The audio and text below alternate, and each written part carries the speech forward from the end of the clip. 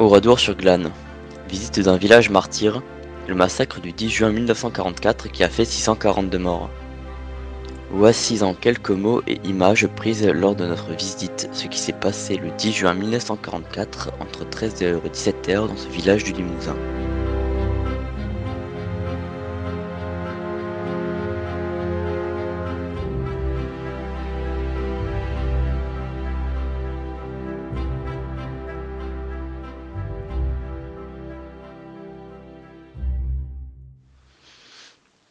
En 1936, Oradour-sur-Glane, situé à une vingtaine de kilomètres de Limoges, compte environ 1500 habitants, dont 300 dans le centre du bourg.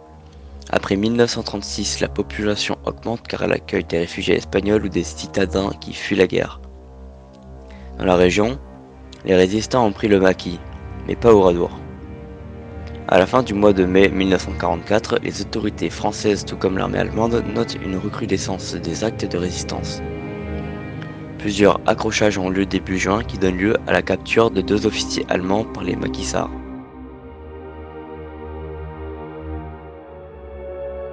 Le samedi 10 juin 1944, 3 sections de la 3e compagnie du régiment blindé Der Führer de la division Waffen-SS Das Reich, spécialisée dans les exécutions de masse, se rendent sur place.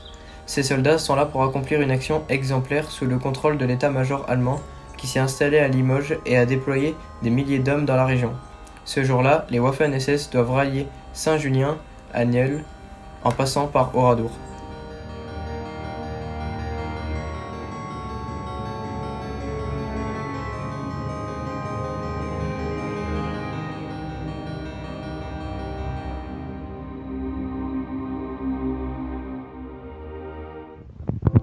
À 13h, la 3e compagnie, soit environ 200 hommes, se mettent donc en route. À 14h, en arrivant sur Oradour, les soldats qui abordent le village en divers points d'entrée encerclent le centre du village et dirigent les habitants vers le champ de foire. 180 hommes et jeunes de plus de 14 ans sont répartis dans 6 lieux qui seront en fait des lieux d'exécution. Le rescapé Marcel Dartout a raconté. Les hommes devaient vider chacun de ces locaux de tous les objets qu'ils contenaient.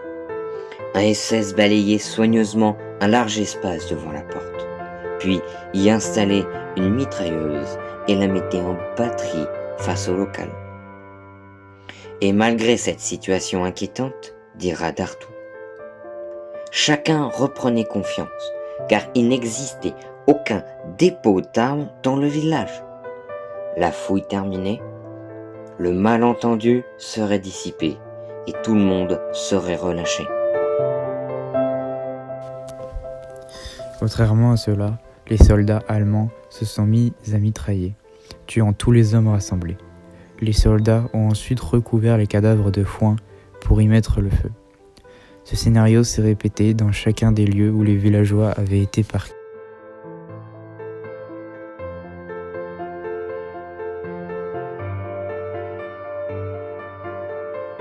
À 15h, pendant ce temps, 350 femmes et enfants sont enfermés dans l'église. Ils ont été fusillés dans l'église, après quoi, les soldats ont mis le feu sur les cadavres. Une seule femme survivra. Les soldats ont ensuite tenté de faire exploser l'église, mais la charge n'était pas suffisante.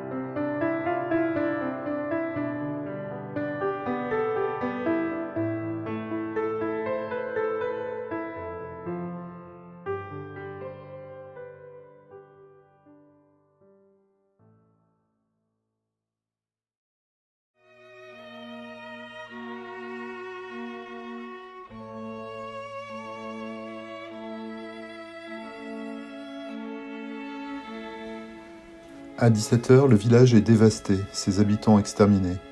Les montres récupérées parmi les cadavres indiquent une heure entre 16h et 17h, moment où elles ont cessé de fonctionner.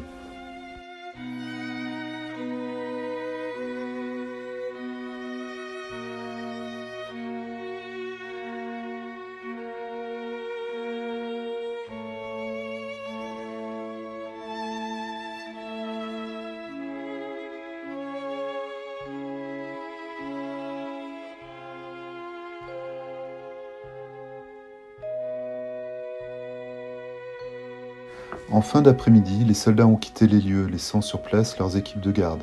Seule une trentaine de rescapés survivront au massacre. Le lendemain, le 11 juin, une section vient dans le village pour procéder à l'élimination des corps par le feu ou bien en les enterrant en fosse commune. Il y a eu 642 morts. Après la guerre, 20 soldats allemands ont été condamnés pour avoir participé à ce massacre. Les miliciens qui ont été impliqués ont finalement été amnistiés.